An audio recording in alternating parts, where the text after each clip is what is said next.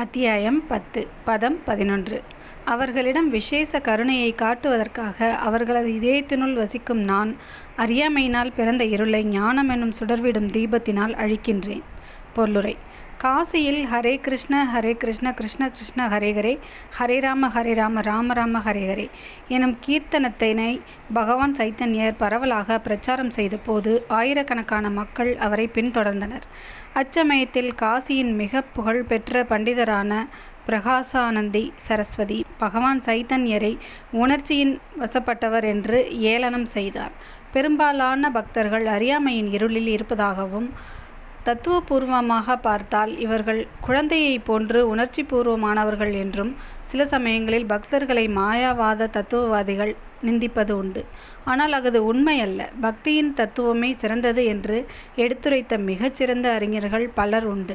பக்தன் அதற்கு அறிஞர்களின் புத்தகங்களையோ தனது ஆன்மீக குருவையோ முறையாக பயன்படுத்தி கொள்ளாவிட்டாலும் அவன் தனது பக்தி தொண்டில் நேர்மையுடன் இருந்தால் அவனது இதயத்தினுள் வீற்றிருக்கும் கிருஷ்ணரை அவனுக்கு உதவுகிறார். எனவே கிருஷ்ண உணர்வில் ஈடுபட்டுள்ள நேர்மையான பக்தன் ஞானமற்றவனாக இருக்க முடியாது. அவன் பூரண கிருஷ்ண உணர்வுடன் பக்தி தொண்டினை செயலாற்ற வேண்டும். இதுவே அவனுக்கு தேவையான ஒரே தகுதி. பகுத்தறிவு இன்றி தூய ஞானத்தை பெற முடியாது என்று மாயாவாத தத்துவவாதிகள் எண்ணுகின்றனர். அவர்களுக்காகவே பரமபுருஷர் இந்த பதிலை அளிக்கிறார். தூய பக்தி தொண்டில் ஈடுபட்டிருப்பவர்கள் போதிய கல்வி மற்றும் வேத கொள்கையில் போதிய ஞானம் இல்லாதவர்களாக இருந்தாலும் இப்பதத்தில் கூறப்பட்டுள்ளபடி முழுமுதற் கடவுளை அவர்களுக்கு உதவி செய்கிறார்.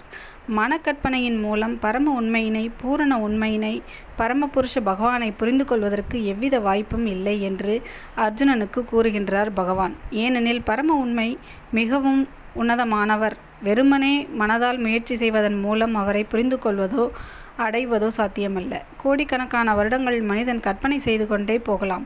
ஆனால் அவன் பக்தனாக இல்லாவிடில், பரம உண்மையை நேசிப்பவனாக இல்லாவிடில் கிருஷ்ணர் அல்லது பரம உண்மையை அவனால் ஒருபோதும் புரிந்து கொள்ள முடியாது.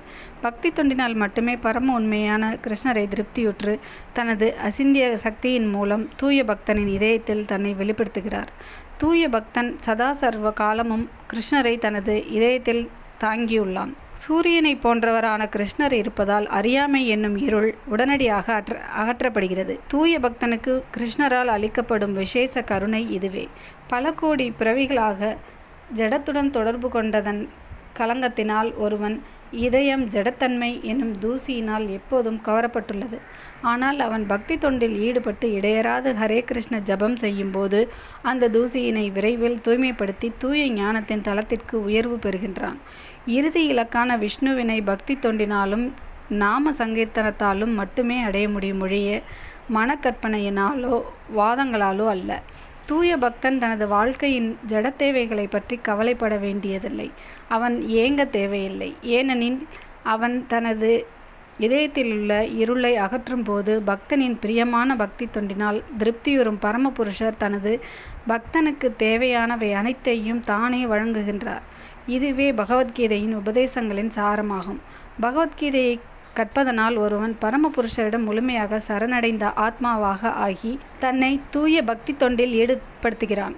பகவானே பொறுப்பேற்றுக் கொள்வதால் அவன் எல்லாவிதமான ஜட விருப்பங்களிலிருந்தும் முழுமையாக விடுதலை அடைகிறான்.